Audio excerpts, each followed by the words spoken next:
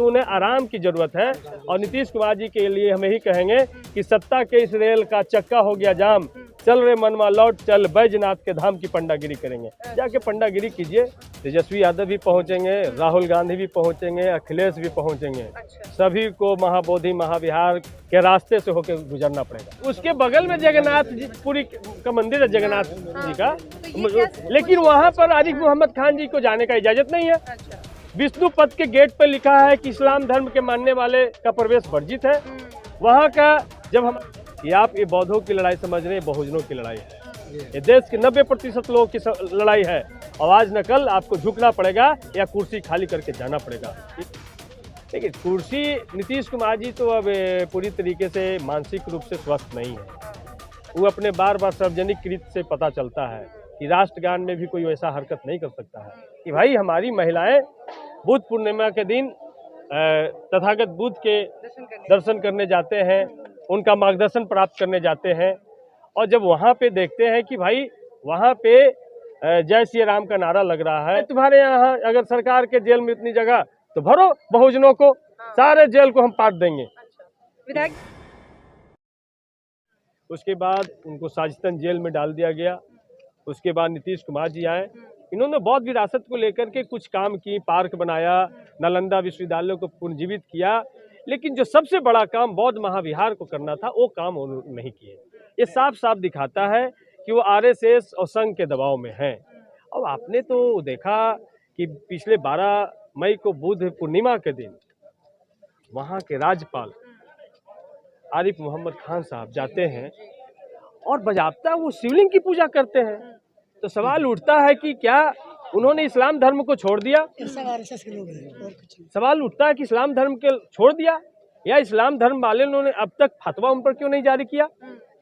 सवाल ये उठता है कि भाई जो अब तक नहीं हुआ था कि विष्णु पद से पंडों को बुला करके और उस बुद्ध पूर्णिमा के दिन मंत्रोच्चार कराया गया। सर, सवाल ये भी उठता है कि बिहार में क्या शिवालयों की कमी पड़ गई थी? बौद्ध विहार के अंदर ही उसके बगल में जगन्नाथ जी पुरी का मंदिर है, जगन्नाथ जी का, लेकिन वहां पर आरिफ मोहम्मद खान जी को जाने का इजाजत नहीं है।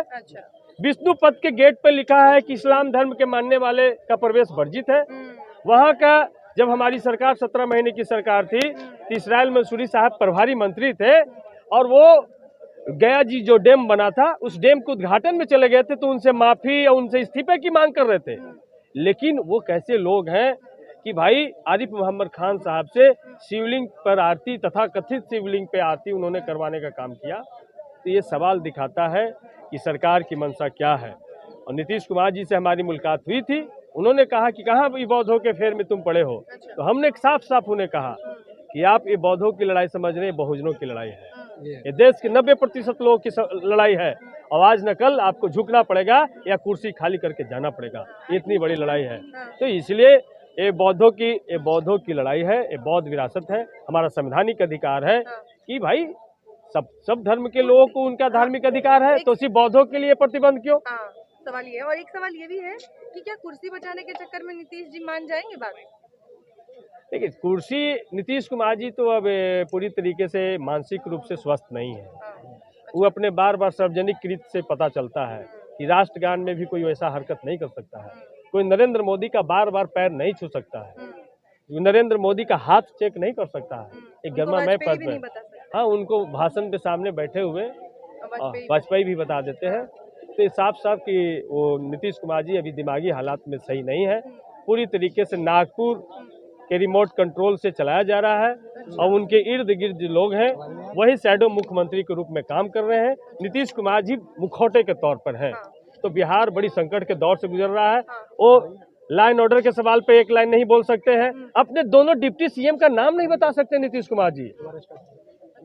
ये स्थिति है। अपने पार्टी के सभी विधायक, अपनी मंत्रिमंडल के लोगों का नाम नहीं बता सकते नीतीश कुमार जी।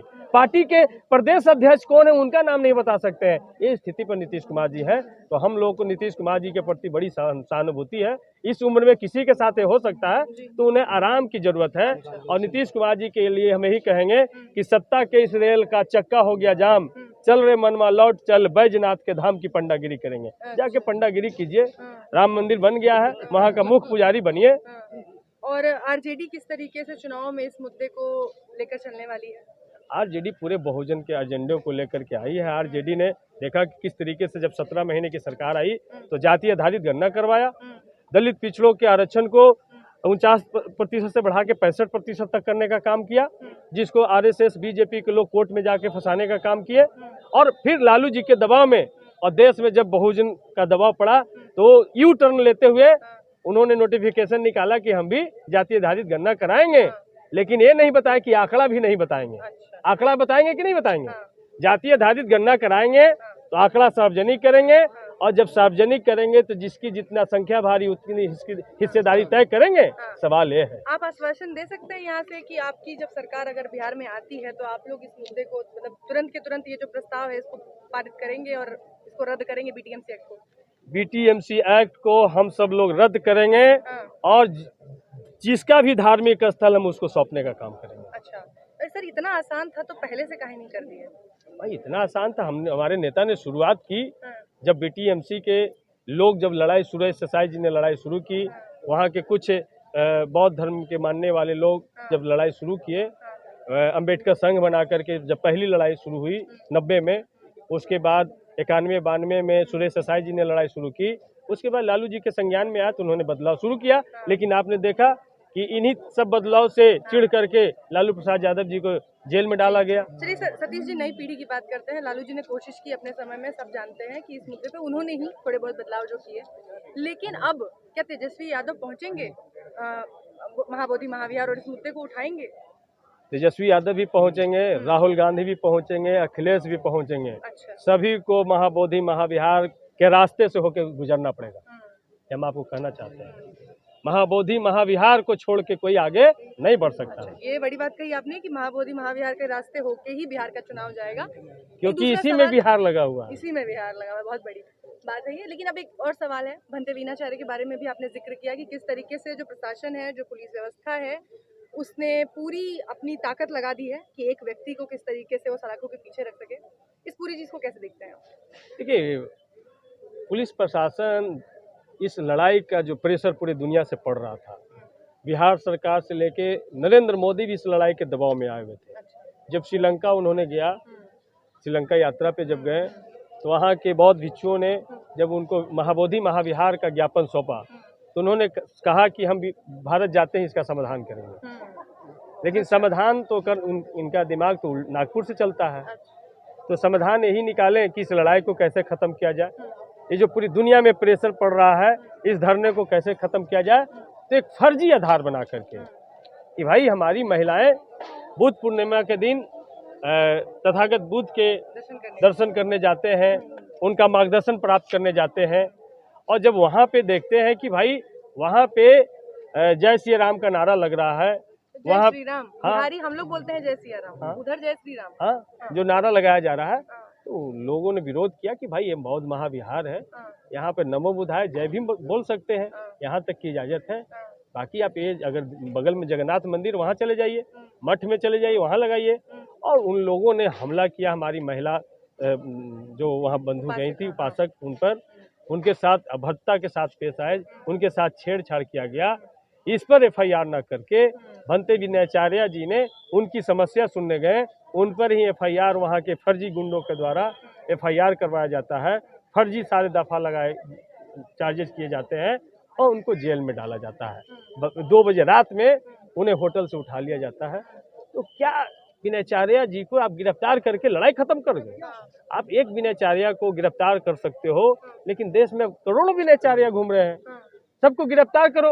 और हम तो अभी बहुत जल्दी जेल भरो आंदोलन शुरू करेंगे। अच्छा, जी, कितने लोग को जेल में रखो है तुम्हारे यहाँ? अगर सरकार के जेल में इतनी जगह तो भरो बहुजनों को, सारे जेल को हम पाट देंगे। अच्छा, विधायक जी आप मिलने भी गए थे वीणाचार्य जी से? वीणाचार्य जी प्रसन्नचित मुद्रा में थे। हम सभी लोगों को बुलाए कि भाई वीणाचार्य जी बड़े धर्म गुरु हैं और अंबेडकर फूले पेरियार बुद्ध के बड़े उपासक हैं, जानकार हैं। ये जेल में आए हैं तो इनका लाभ लीजिए, क्योंकि जेल का नाम सुधारगिरी है और बुद्ध के बगैर सुधार हो नहीं सकता है। तो बुद्ध का विचार जब तक जेल में नहीं जाएगा तब तक आम कैदियों में दया करुणा का भाव कैसे जगेगा, मित्रता बंधुत्व का भाव कैसे जगेगा? तो जेलर और सुपरिटेंडेंट के बात समझ में आई। अब उनकी डेली सुबह और शाम प्रवचन माइक लगा करके हो रहा है और 1800 से ज्यादा कैदी उनके प्रवचन डेली सुन रहे हैं और सब लोग नमो बुधाय जय भीम अंदर बोलना शुरू कर दिए। वैसे जैसे आपने कहा कि नमो बुद्धाय जय भीम बोल रहे हैं, नमो बुद्धाय और बुद्ध का नाम तो प्रधानमंत्री भी अक्सर लेते रहते हैं, जैसे आपने वो नमो नमो लेते हैं। अच्छा, नमो नमो करते हैं। नमो नमो लेते हैं, हम सब लोग नमो बुधाय करते हैं।